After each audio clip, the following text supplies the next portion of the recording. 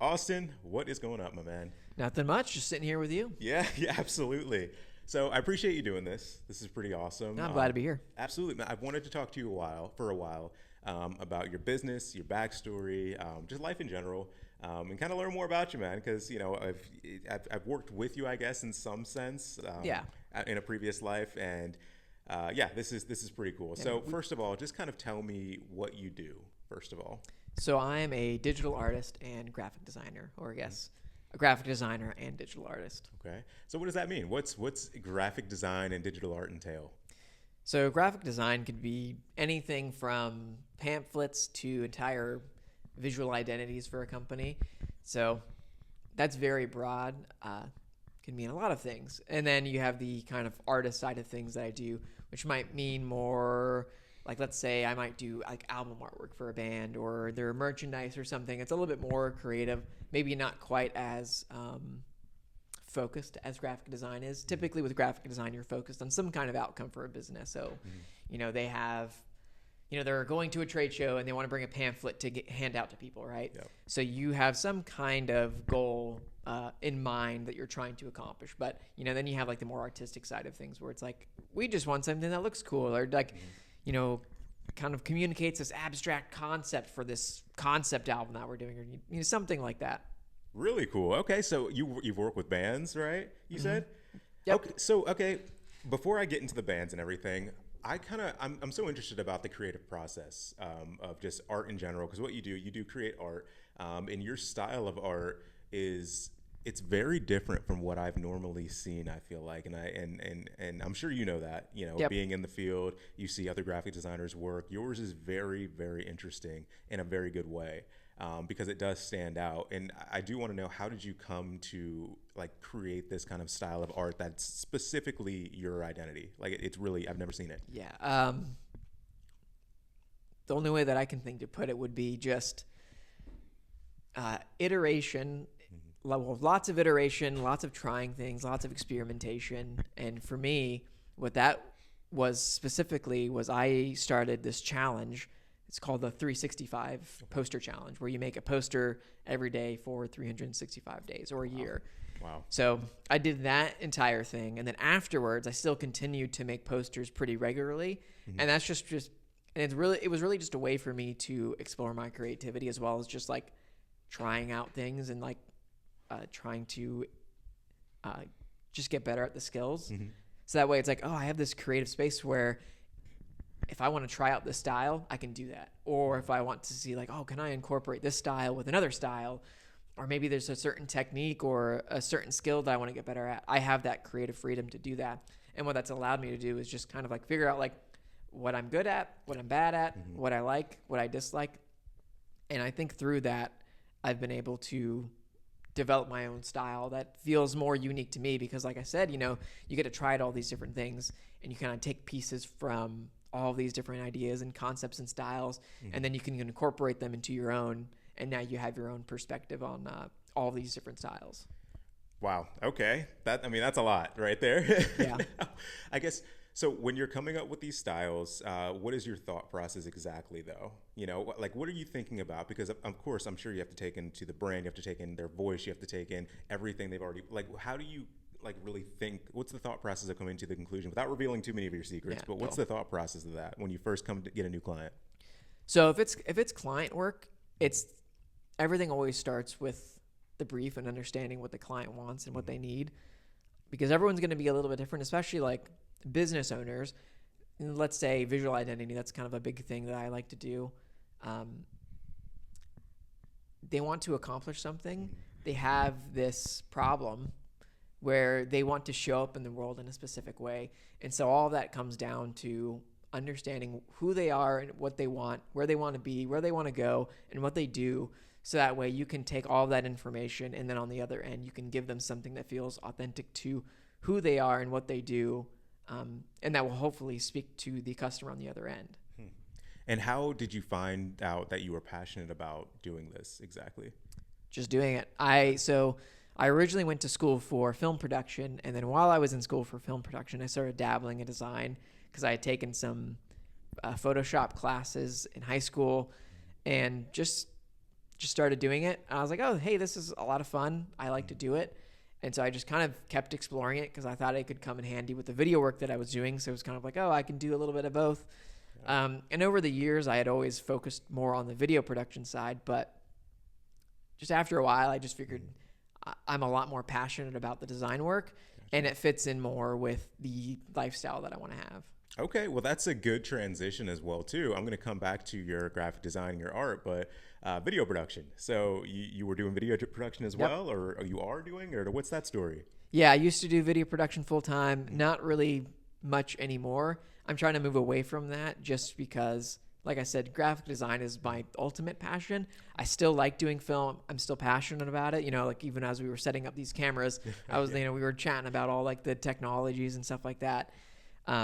I just don't want that. I just don't want to be known for that thing. Gotcha. So like, I still work with people doing video work and I enjoy it whenever I get to do it. But I like thinking about it the way, I guess whenever I was doing video production full time, graphic design was like the side thing, right? And I want those roles to be switched where it's like, I mainly do graphic design, but like, yeah, I'll do some video projects every now and then. Okay. No, that makes a lot of sense. I mean, overall, you're a creative, would you say, right? Yep. So with that, I mean, well, first, do you still have a passion, I guess, for video production, or is it just kind of like you'll do it, but it's not really, I don't know.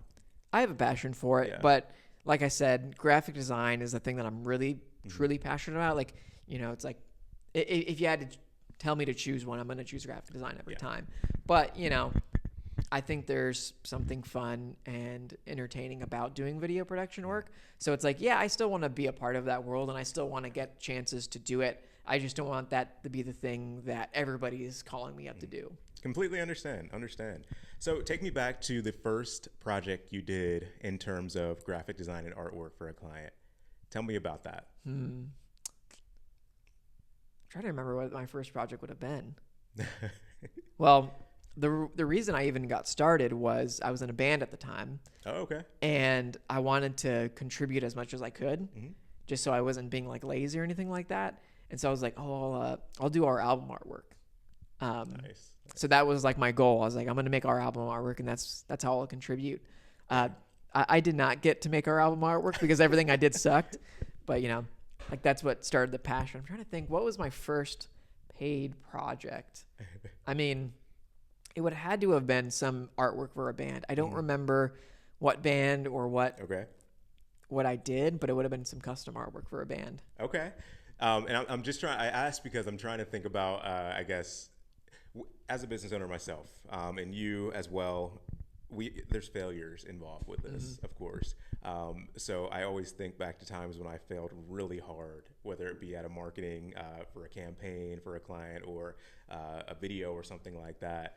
And I kind of want to explore that for you. Like, has there been a time where you feel like you've kind of failed when you were coming up doing artwork and doing graphic design, or has it kind of been smooth sailing for you for the most part? Oh, all the time. Yeah. I'm very, how would I put it? I feel like most people, especially artists, you have like imposter syndrome where you're like, oh, I'm not good enough. And so like, especially as someone who went to school for film production, I didn't go to school for graphic design. So I don't have any kind of like formal training, nothing like that. So there's been a lot of times where I'm like, I don't know what I'm doing. I'm in way over my head.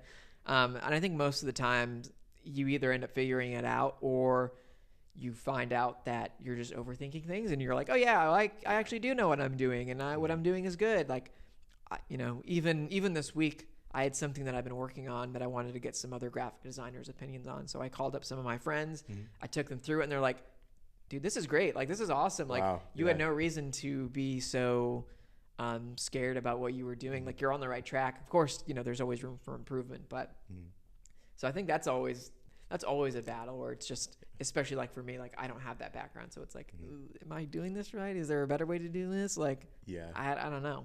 I love that you bring up that term imposter syndrome because I've made videos on that and everything as well too. And I always want to ask people, how do you fight that yourself personally? How do you fight those feelings of imposter syndrome? For me, it's just push past it. Yeah. I try to remind myself that I've put in the effort and the work to be where I'm at, and that sure, I'm not the best designer that's ever existed on the face of the earth. I don't know, I'm not, how'd I put it? The words are not coming to me. No worries. I'm a prodigy. That's the word I'm thinking of. Okay. I'm not like a prodigy, Yeah, right? gotcha. It's like, that's not me, but that doesn't necessarily mean that what I do or what I make is somehow invaluable or not good enough. It's like I'm at where I'm at, but that doesn't mean that it's bad or terrible. I'm just currently here. And so I think for me, I try to focus more on just continuing to create and get better and work on my skills rather than focus on, oh, I'm not good enough, I can't do this. It's like I'm much more just like keep my head down, keep doing what I'm doing. And even if I am bad or I am an imposter, like if I keep working on this, then at some point I will no longer be an imposter. That's a good way of looking at it. That's pretty fair. I like that. And one thing we haven't talked about even yet is, I mean, we know you're a business owner, but what's the name of your business? So I just go by Austin Dingess. Like, Okay. it's just me. Gotcha. Perfect. And so you also have a YouTube channel. I've been watching your videos. What's this YouTube channel about? When did that start, and what are you trying to do with that? So I started the YouTube channel almost 2 years ago now.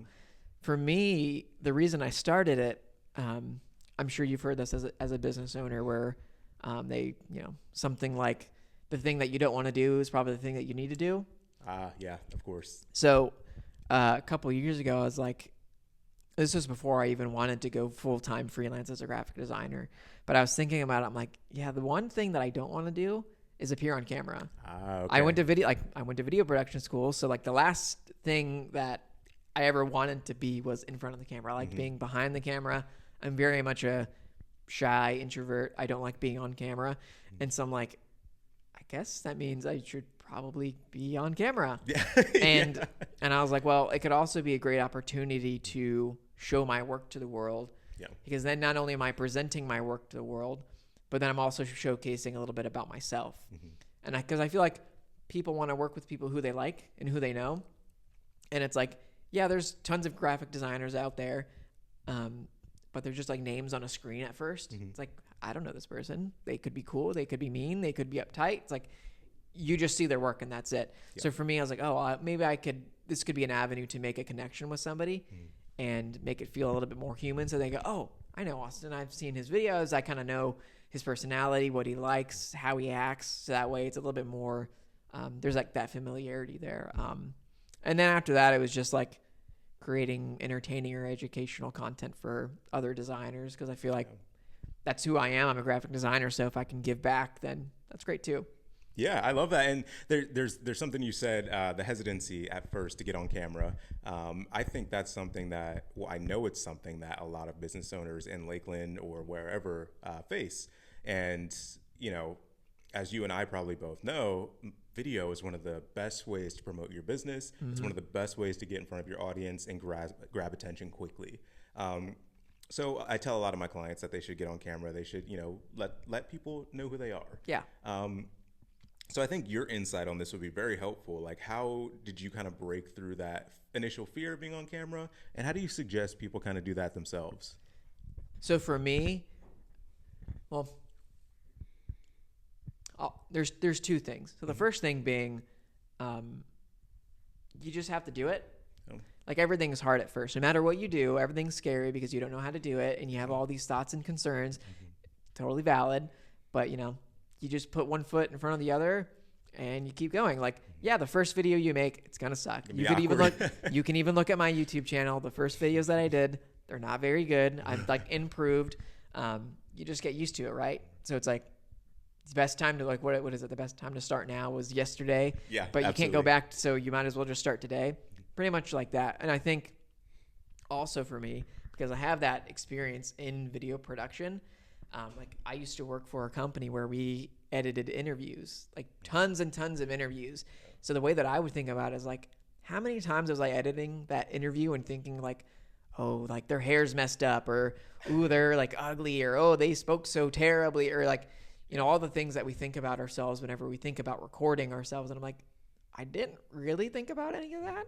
It's like, who else is like, or even when I watch videos on YouTube or like movies, it's like, I'm not thinking like, oh, they look bad, or like, oh, this, or oh, that. I'm like, I'm just watching the video. They're just another person that I'm interacting with through YouTube. And so I try to remind myself that most people aren't being as nitpicky about myself as I am.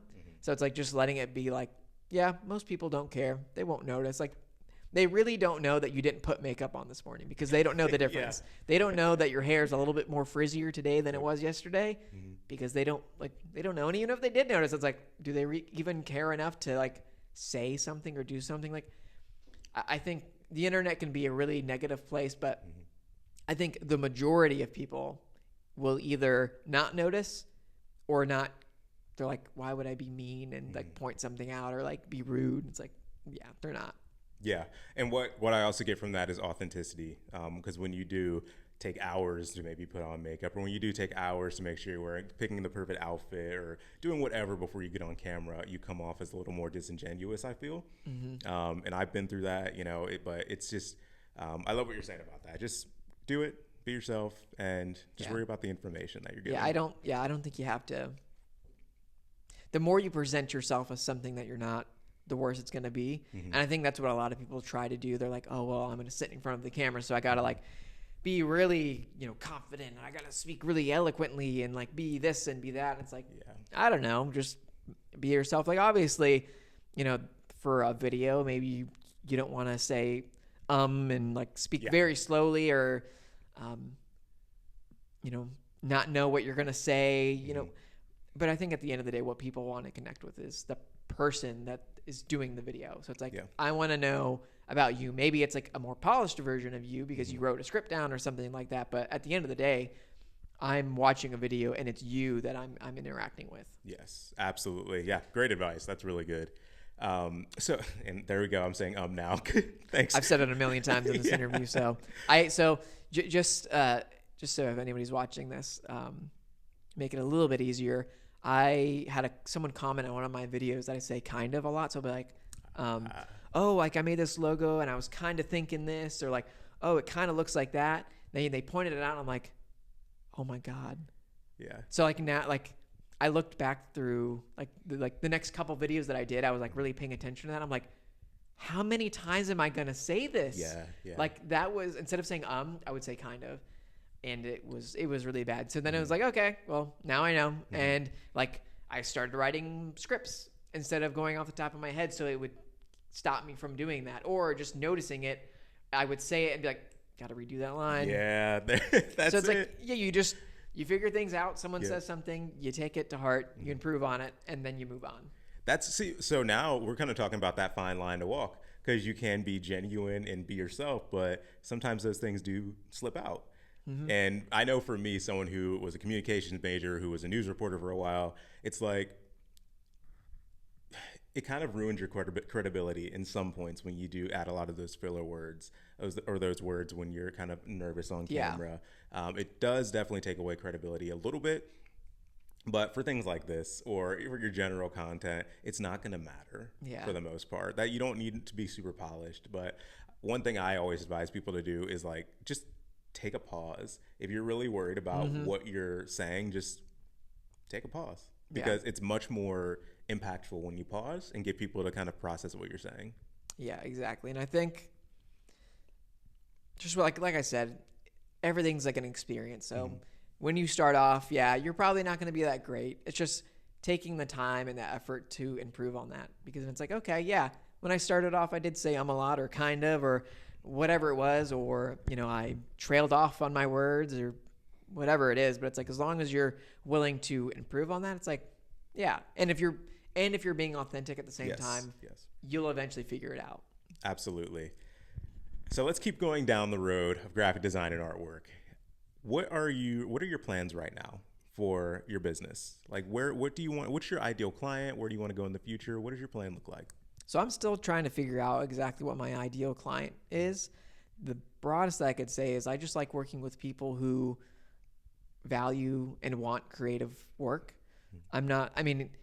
If you showcase any of my work or anything in this video, like you'll know, or if you go online, you'll know that I don't really do things the way that most people would. So I definitely have a more creative angle, which, I feel like a lot of business owners, they would probably feel a little trepidation to work with me, just because it's like, yeah, I'm not going to give you your average Joe Schmo logo or, visual identity or whatever it is, because I think there's more interesting and more authentic ways to do things. Yeah. And so it's like, yeah, I just haven't quite figured out exactly who those people are. Like if it's a specific market or if it's not really a market, it's just a specific kind of person. I don't really know. But so yeah, that, and then my plan is to just build my business. I started just last year, so I'm still learning the ins and outs of owning a business, how to market myself, how to get out there, who my target market is, refining my processes. So that's really where I'm at, is just kind of getting a really strong foundation for my business, so that way I can continue to support myself and grow, and then hopefully work with big giant clients, like let's say like Vans or something like that, and do work that's like nationally seen, or like really big campaigns, and work with like exciting clients like that. Do you find that when you work with clients that they're mostly looking for a solution that's more, I don't want to say streamlined. That's not what I'm looking for. It's simple. I think that's the word. That's the best way I can describe it right now.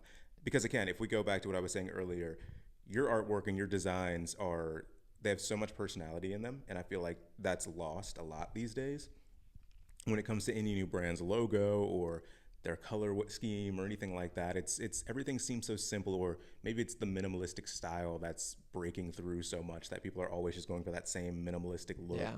And I think it's nice, I guess, and modern, but it's dry in my opinion, and everyone's doing it now. So what do you find when clients approach you, what's their first I don't know, do you understand what I'm trying to ask? I guess what is their impression, and does that hold them back from anything? Yeah.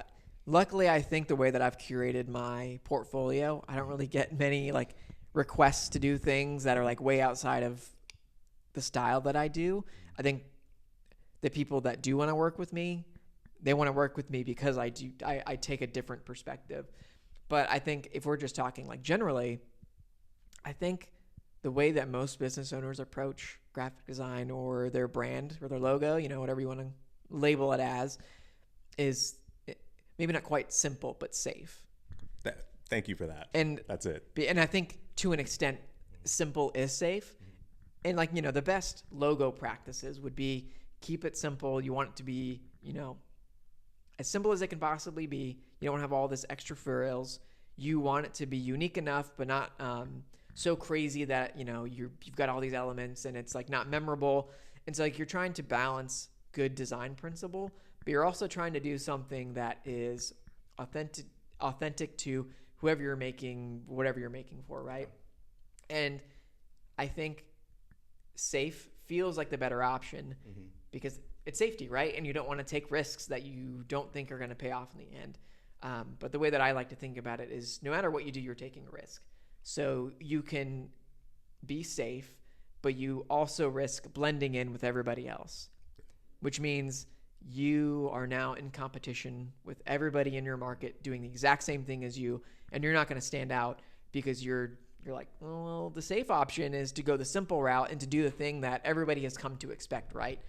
But then there's also the other risk, which is to go like really bold and stand out. So what I like to think of is like, I would much rather take the risk of standing out too much than blending in, because like, yeah, you make some people mad or it doesn't really turn out exactly how you expect, but I'm like, at least you made the attempt to really stand out and show people what you can do rather than like sitting on the sidelines and like, or trying to like blend in with everybody else. Cause then it's like, you didn't really take a risk, or I guess, the risk was that, we're going to play it safe and hope that things work out, hope that we appear better or, whatever it is that's different from your competition. Like, oh, well, people see that. It's like, probably not, because you look like everybody else. You act like everybody else. Yeah. Well, okay. I like that. So I want to bring it into a scenario as well, because what if there's like this local Lakeland shop that is struggling with a 50-year-old passed down brand, passed down logo, color scheme, everything. and they really want to break through the noise and be noticed again. What are the steps they need to take to do that? So, like I said earlier, like the first step for any project that I would work on, especially a big project like a visual identity, it's always having some kind of like brand audit or brand discovery, like taking them through a curated process in order to understand and help, not only help them understand, but also help me understand who are they, what do they want, what's their vision, what's their goals, what's their purpose, what's their mission. And I feel like, especially for a lot of business owners who are working with maybe a smaller team, it's like they have so much weight on their shoulders because they're doing so much, and you get caught in the weeds, and then you kind of lose focus on like what it is that you're doing and why it's important. So I think having that process that kind of like realigns everything and makes everything more clear. And then from there you can reevaluate and you can reflect on like, okay, well, we want to serve this community or these people or this thing, or we have this unique product, or whatever it is. And then you can say, well, how are we doing that? Are we going about it the right way? How can we do it better? And especially like with a visual identity, where it's like, the people or the audience that we're serving or going after, do they resonate with this? And if not, you're going the wrong way. And then you could also ask the same thing where it's like, well, what if our competition is doing the exact same thing as we do? Well, now we're not having some kind of unique offering. We're offering the same thing that everybody else has done. So there's no reason to choose me or our business over someone else. But then you can, if you have that clarity, you can say, oh, well, actually, here's how we're different from our competition. So now we can move towards that and showcase that in our brand, so that way people can see that and be attracted to it. Perfect. Okay. Dude, I love it, man. Great explanations of all this. This is really cool. Actually, this is helping me too, because I don't think about the branding and design and logo stuff as much as I should. And that's because it's not my specialty. It's not my thing, but still it's very important. Yeah. I think most business owners don't.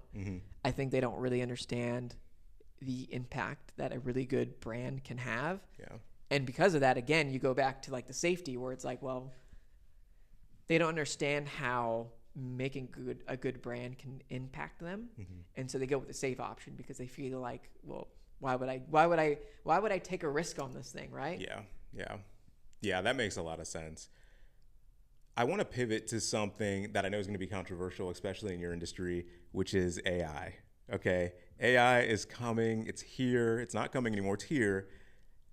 How is this? What do you foresee? I don't want to guide that question too much. What do you foresee happening with your industry specifically? We are already seeing this in the industry, and we'll continue to see it. But really, what AI is doing is it's taking the jobs that people already didn't want to do. So it's like, okay, I don't want to bag on anybody, but like, let's say it's like you have $100 budgeted towards a logo. Great for you. I can't do that. That's not going to work for me.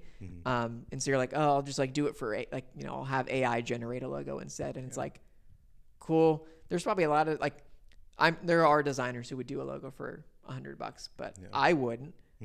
Like, I don't want to do all that work for $100. So I'm like, cool. Yeah, go ahead. I guess like, I don't think it's going to be great, but if you're like, I just need something for right now until I can get my business up on its feet, or, whatever it is, it's like, yeah, like, so AI is really just taking the jobs that people didn't already want to do and then just giving it to people. It's like the same thing, about Canva, right? Yeah, for sure. So for anybody out there who doesn't know what Canva is an online platform for people who don't know design to make good design. So like, they have templates and stuff like that. They make it really simple and easy.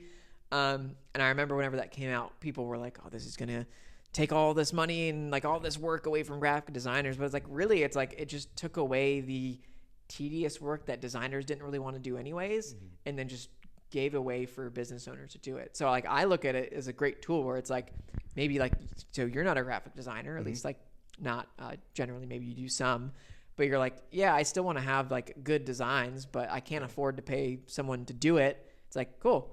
Great. You have a great way to make designs that don't look like trash. I use it religiously, just for the record. I love Canva. I'm like, dude, that is great for you. I have no problem with that. But it's like, yeah, if you were like Austin, I really need like help with my visual identity. I'm starting this company, or I'm like, oh, I've got like this really specific problem that I really need help with, that I need like that extra strategic mind to look through another like graphic design perspective, then please like hire a graphic designer. But like I said, so it's like same thing with AI, where it's like, I don't think that AI is going to steal all of graphic designers' jobs or like ruin the industry. It's like, it's just another tool. And I think for the business owners who use it, it's like, I don't think you're going to get good work, but it'll get you somewhere if like you were like, I really just can't afford a graphic designer.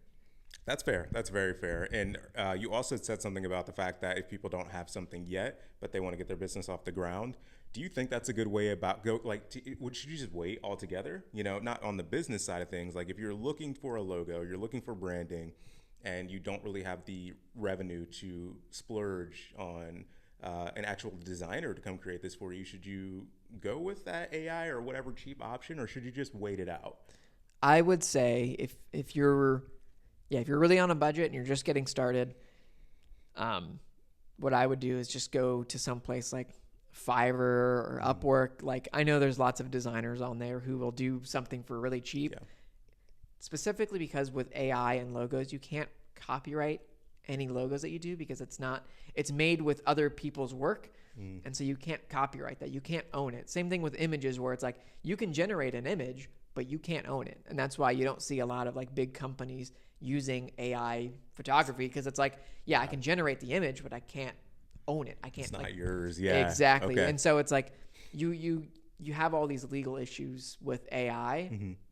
So it's like, I wouldn't really want to advise someone to make an AI logo, because you're like, the legality of it is on very, very poor footing. Yeah. And so it'd make a lot more sense just to hire a cheap designer on like Fiverr or Upwork or something, or, your uncle's nephew's cousin's best friend who just learned what Photoshop is. It's like, I mean, we all got to start somewhere, right? So I'm like, give an inexperienced designer who's looking for something, like let them do it. It's like, they're going to do it for cheap, and it probably won't be great, but it'll give you something to start with. Absolutely. From a designer's perspective, for you, I've always wanted to ask a designer and a graphic designer and someone who creates branding and logos, who do you think has gotten it just so right? When it could be any major company, but what brand do you think has just hit the nail on the head when it comes to their branding? There's a lot I could talk about. I would say Liquid Death is a good one. Okay, yeah. So, just in case anybody doesn't know, Liquid Death is a company that sells mountain water from basically in cans. And partially why they do it in cans is because of the sustainability of it. You can recycle cans, you can't recycle plastic. So like, from what I've described to you, you would not think Liquid Death is what Liquid Death is, because they have, like they're all about sustainability and like mountain water and refreshing, and like, so you would think like, oh, they're gonna do like this like blue and green color palette, and it's gonna feel so serene and good and eco-friendly. And it's like, no, it literally looks like a beer can. Yeah. And I think the reason why it's so smart and impactful, and again going back to like the simple is not always what you think, or like standing out can help you, because they went that route. They're like, we made it cool to drink water. And not only that, we also do it in a way that's sustainable. And so like we have like this cool punk rock aesthetic that stands out from everybody else in the industry, makes us feel unique and different, and is authentic to the people that they do, but is still doing, something good and something interesting. So like they pivoted, like they could have done the whole like feed you water, like, you're like you're in a rainforest, or you're drinking from a glacier, and it's like, that's good. But they're like, nah, murder your thirst. Right? That's their tagline, right? And it's like, it's completely unique. And I mean, we're talking about it right now. I'm not talking like, I could care less about what Fiji's brand is. I barely know what they look like. Yeah. Yep. But it's like, like that stands out because it's cool, it's different, it's unique, but it's authentic to who they are. Absolutely. Great answer. Yeah. Liquid Death is a really cool brand. And they definitely broke through the noise, so to speak, with their branding. It's insane. And on the other end of that, because it's kind of busy, the branding. It's a little loud. Yeah. There's not a lot going on. Everything's cohesive, but still, it's a little more busy. So why do you think it is that brands like Walmart or Target are able to stand out so much as well? Not, and I'm not saying just because I mean they're obviously massive companies, they have a ton of stores, but other than that, to get to this point, they had to stand out in some way. And Walmart's a very simple brand. I'm strictly talking about like their logo and everything like that. It's very simple. Target as well. Target's makes a little more sense because the Target, and it makes a little more sense. But Walmart's doesn't really to me. Like the little sun logo or whatever it is, it doesn't really make sense. So how did they create something so simple that would break through like that? So I think this question gets a little bit more complicated because you have the difference between branding and visual identity. They're two separate things. Yeah. And so you can have a visual identity that's like simple, like Walmart's, like they're not doing anything crazy. They don't have some type of like crazy gimmick or complicated logo. It's like it's like a typeface, right? Yeah. It looks good, but it's like it's not anything that you haven't seen anywhere before. But I think whenever you start to think of like, oh, how do these companies get so successful? What makes a brand great, memorable, whatever it is that you're looking for, make it stick, right? It's a brand is, or at least not totally, but a brand is a promise and a promise kept, right? So if you say you are the quickest to do tax returns, if you really are the quickest to do tax returns, as long as your brand like looks pretty solid and it makes me think about like that you're the quickest, right? Then I'm going to be attracted to that. Yeah. And whenever I experience that, I'm like, yeah, he sure was. And guess what? I'm going to go tell my friends because I'm like, he really was the quickest, right? And I think where people go wrong is they think it's all about the visuals and not enough about the values and then how you walk out those values. Because like, I guess for instance, like let's go back to like that kind of like eco-friendly thing, right? Because like if your branding says, hey, we're eco-friendly, we care about the earth, but you don't recycle anything and your packages aren't made from recyclable material and you're aligning yourselves like, or you're associating yourself with like oil and gas, it's like, yeah, like you're lying to yourself and to your customers. And maybe they don't know that at first, but once they do find out or they feel that disconnect, they don't want to be a part of it because it's like, why you've lied to me. Yeah. But if you can keep that promise where like, hey, like let's say for Walmart, we promise that you're going to save money and live better. I think that's what their tagline is, right? Yeah. And it's like, well, yeah, they did that.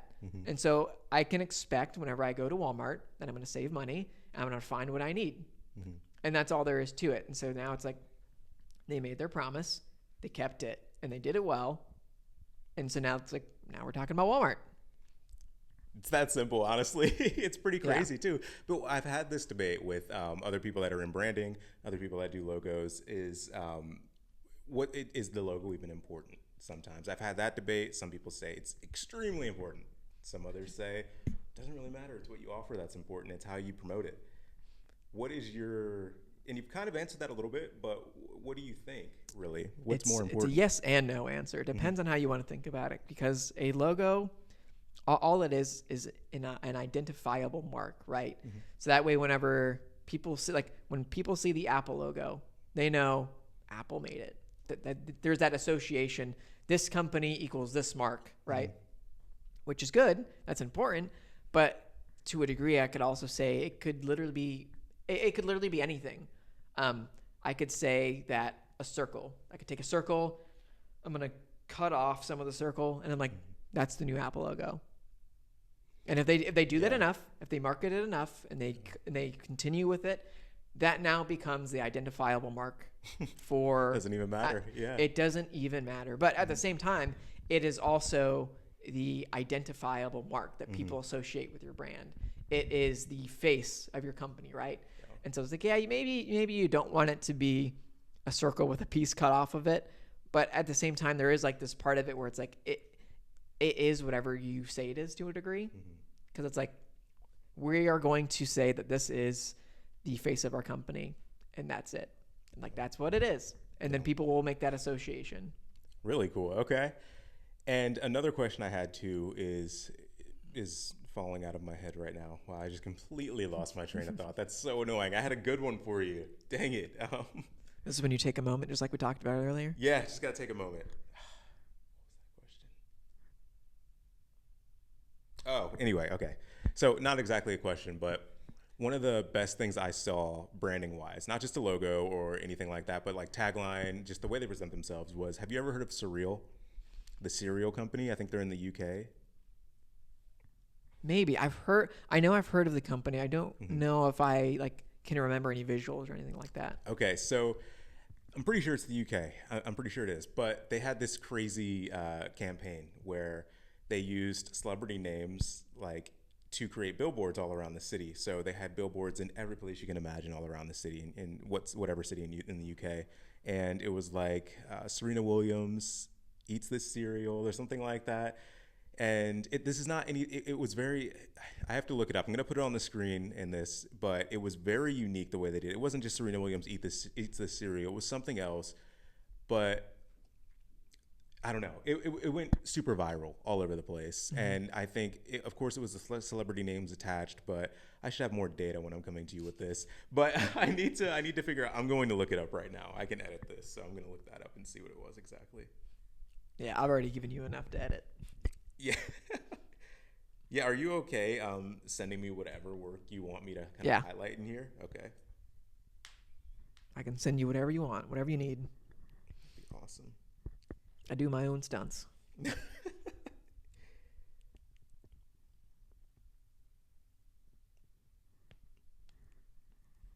Oh my gosh. Okay. This is it. So for everyone listening, this is a campaign by Surreal. They're a cereal company. And like I said, I think it's the UK. I'll find that later. But what they did was, it was like this. We're Dwayne Johnson's favorite Mm-hmm. cereal. And this is not how you spell Johnson. It's there's an extra S in there. So it's a fake celebrity ad. That's not the real celebrity, and they can use it because they spell the celebrity's Ah, name wrong. And that was just, to me, it was such a simple idea, but it just blew my mind when I saw this ad or this whole campaign. They have it for Serena Williams. Her name is spelled wrong in the ad. I think mm-hmm. there's a Drake one. His name's spelled wrong, and it's so crazy and it's so powerful because the common person that goes by this billboard or whatever is never going to notice that. Yeah. Never going to notice that. But this went viral in online. I just showed you that from, I believe it. Yeah, this is a news article, but there are news articles about it. And I don't know. What do you think about stuff like that? Do you think that's cheap, or do you like? It's kind of genius to me, only because I'm a marketing guy, and I think anything that's going to get people's attention is genius. But what do you think about that kind of stunt? I mean, I think it's interesting. I think from a marketing perspective, like that's definitely like really cool. Like just being able to like make a small tweak and it's like, oh hey, like we have this entire campaign. I like to think about things more from the visual, just because Mm-hmm. I'm a visual person. Um, so like if I can just like give you a good campaign that I saw that I was like, oh, that's really cool. It was a Coca-Cola campaign Mm-hmm. for recycling their cans, right? And so what they did is it's just a red billboard with their logo, but it looks like it's been like crushed, right? So it's like bent and broken. And even though you can barely tell that it's the Coca-Cola logo, you're like, oh, it's the Coca-Cola logo. And then under it just is like, like recycle me or something like that. But Oh it's like, yeah. oh, it's like they literally just took a recycled can Mm-hmm. and then just took the logo off that and then put it on a billboard. And I'm like, it's so impactful. And again, having a brand that's really strong, it's like there's not a bunch of elements going on, but it's like you see the red, you're already kind of thinking Coca-Cola. You see the logo, and even though the logo is like distorted and destroyed and bent, you still know that it's Coca-Cola because it's so iconic. And then all they have to say is like hashtag recycle, and it's like that's it. That's the entire campaign. You don't have to do all this crazy wild thing. It's like it is just what it is. Yeah. And they did it in like a simple and creative way. So, and how long do you think that took the design team to come up with, though? I'm sure that took maybe Uh, not so long, but I'm sure it took some time. oh yeah, I'm sure. I think a lot of it is just coming up with the right concept. But again, that all goes back to like understanding the brand, what the brand cares about, and then being able to extrapolate that and then conceptualize that in a way that is simple and visually intriguing. Mm-hmm. Dang. One of the big things I wanted to make sure I included in this was the fact that you use different elements to create designs and to create your artwork. And some of those elements I saw in one of your videos was sound, which was really crazy. Different letters, cutouts. Where does this come from, man? I don't understand. Like that is, I mean, it's so creative. So I did a video on this not long ago about like finding inspiration. Because like, you know, as a designer, you look at other designs for inspiration, and that's great. But I've always heard people say, and I'm sure you've heard this too, like, oh, I look for inspiration out in the world, or like, I'm like, am I supposed to just like look at a tree and then be like, oh, but there's there's the logo? It's like, no, not really. I think there are tiny little things in our everyday life that we don't take notice of because they're so small, but like visually they speak to us. So it's like a little tiny voice in your head that goes like, that's interesting. And then you have to learn to follow it. And I think for a lot of designers specifically, we like to think very strategically and very analytically. Like we have an approach. It's like, oh, well, we use color psychology, and that's how we choose the color palette. And, you know, for the logo, it's got to meet this criteria. And so we're thinking so analytically that we forget that we're creatives and that there's interesting things in the world and like how we can take those interesting things and make them a part of our work. So like you said, like I remember seeing, it's called a Chladni plate, where if you put like sand or salt on this metal plate and you send audio frequencies through it, it will create patterns. And I was like, oh, that's like a neat idea. And I was like, oh wait, what if I did that on a black plate? I could then take the white, extrapolate it, and now it's a design asset. So I'm like, oh, that'd be perfect for like a campaign for Skull Candy because they do audio, and it also works really well because each pattern is a little bit different depending on the frequency and volume, and they also have like a lot of unique products and like different colors. So I'm like, oh, cool. It attaches to, or it goes along with their individuality as well as the audio that they do. So it connects both of those all at the same time in one campaign. And it was just like, it was just an idea. I think having that curiosity and that willingness to be like, this sounds interesting, I'm just going to do it, rather than like, you know, like we tend to block things out that we're like, that's too stupid, that's dumb. The way that I like to think about things and how I approach design sometimes is it's like, sometimes the dumb ideas are the ones that they just work, but you don't know it until you do it. So I'm like, I'd rather do the dumb thing and try something out and be curious than try to like limit myself for no reason. I think a good instance was I was working with a client for like making this box package design. I'd come up with a couple iterations, like we had gone back and forth, and they wanted to see some more. And I'm like, I'm all out of ideas. I've kind of gone where I think I should go. And so I was like, what if I just did the stupidest thing that I could think of? Like what's a dumb thing that I could do? And I was like, what if I just took their logo and I just slapped it all over the package, like stickers, and I'm just like slapping it everywhere. Like there's no thought. I'm just like, what if I just did that? And they're like, this is our favorite. This is really cool. I'm like, wow. So it's like sometimes the ideas that work the best are the ones that just make you laugh and smile because they're so dumb. Not all the time, but like I said, so I think there's much more that creatives can do whenever they stop trying to like limit themselves in certain ways where it's like, I can't do that, I shouldn't do that. I think a good example would also be designer Paula Scher. I can't remember, but I think one of her quotes is design, or I can't remember if it's design or creative.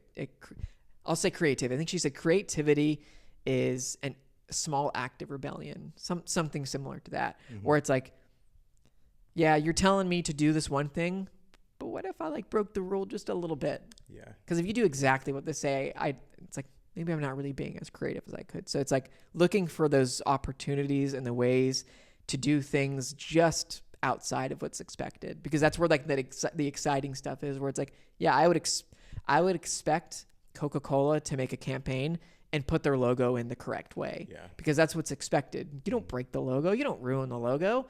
You want people to see the logo and like identify it and everything. But it's like, but what if we just didn't? What if we twisted it and broke it and bent it?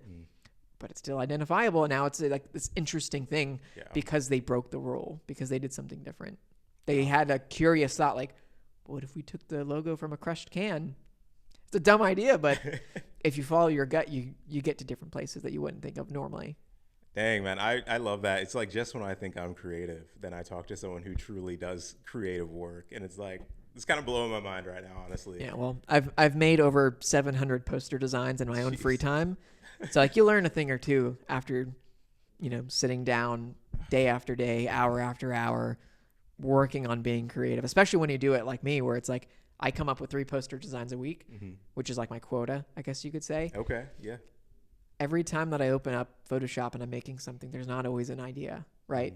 And so it's like, well, I got to do something. I have this hour to be creative.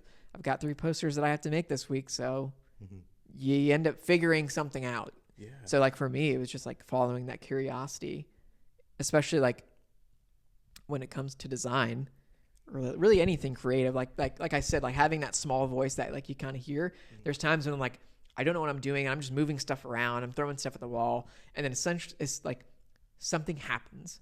You do something, and then you're like, I don't know why.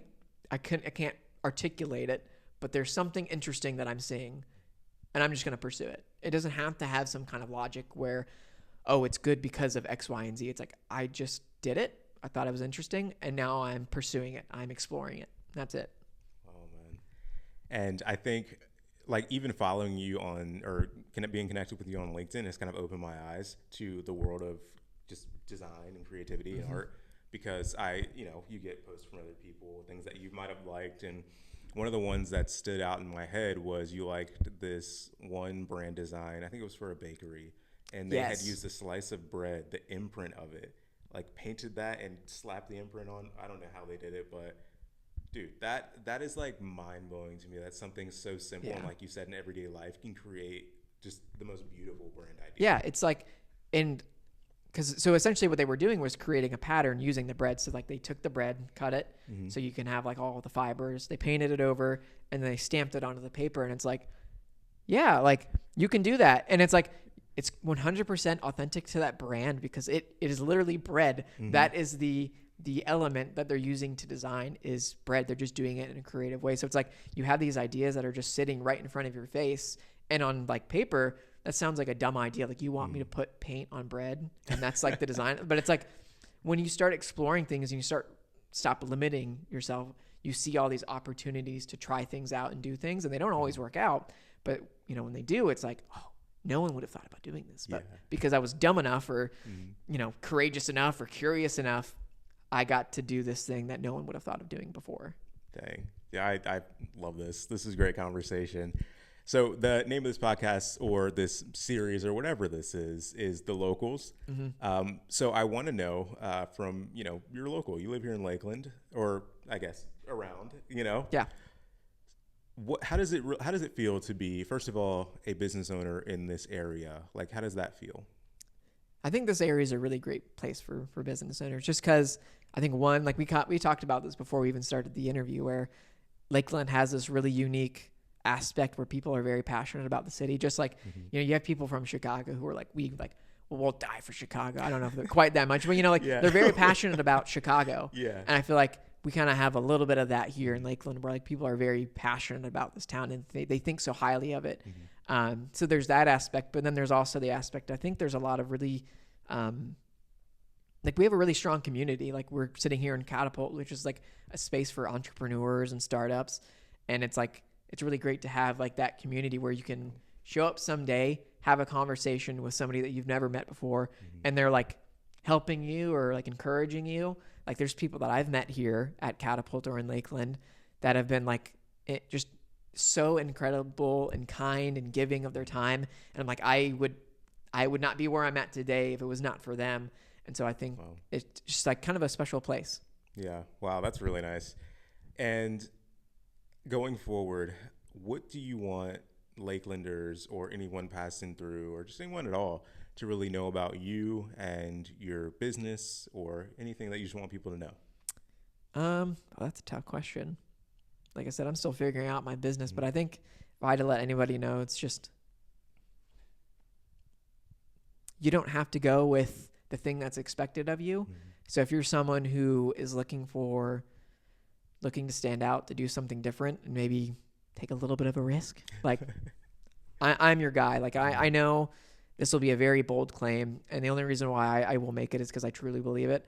There's a lot of people who like graphic design, but there's not a lot of people who love it as much as I do.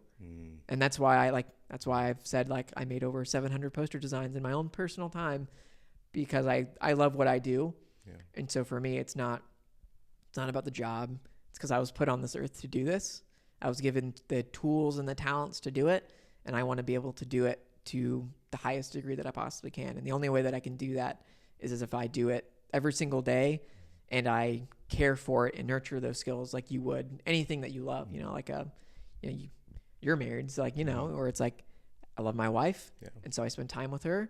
I get to know her. I get you put in all this effort because you love them, and I feel like there's a lot of people who they say they love something, but it's like how often there's people who they love guitar, but how often are they practicing? Are they putting in those reps? So for me, it was like I truly love this thing.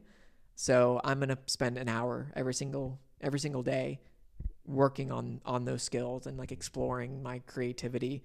So for me, it's like, I can say that I'm more passionate about design than anybody else in the Lakeland area, if not even larger than that. So I'm like, if you want to work with somebody who's creative and passionate, I'm the person to go to. Yeah, I can see it. It comes across so easily. And last but not least, really just, well, first of all, do you think I missed anything? Is there anything else you'd like to say? Did I miss any questions or anything? Listen, we could talk hours and hours. Like I said, I love design, so I'm like, we could make an entire podcast of just design stuff. I would love to do that. So we could sit here all day, but I feel like, we've covered a lot of great topics. For sure. Well, last but not least, just tell everyone where they can find you, how they can contact you, and how they can potentially work with you. Yeah. So, anyone. Here we go. This is my angle. If you want to work with me, you can find me on Instagram at austind.design or my website, austindingus.com. Those are kind of like the two best ways to contact me. My email is hello@austindingus.com. So you can either send me an email, hit me up on Instagram, and let's see if we can make something worth remembering. Perfect. Dude, thanks so much for doing this. It's actually been an awesome conversation. Oh yeah, no, I was so happy to do it. Like, we've always talked. So it was great to actually get to sit down and just explore all this stuff. Yeah, man. Thanks. This is really great, and wish you the best. And people, hit up Austin. Yeah. If you want some really good designs, hit him up. Follow his social medias. The work he does is incredible. And I'm not just saying that. Truly is inspiring. It makes me rethink how I should be more creative. So definitely check him out. Thanks for having me on, and thank you. Thank you for watching.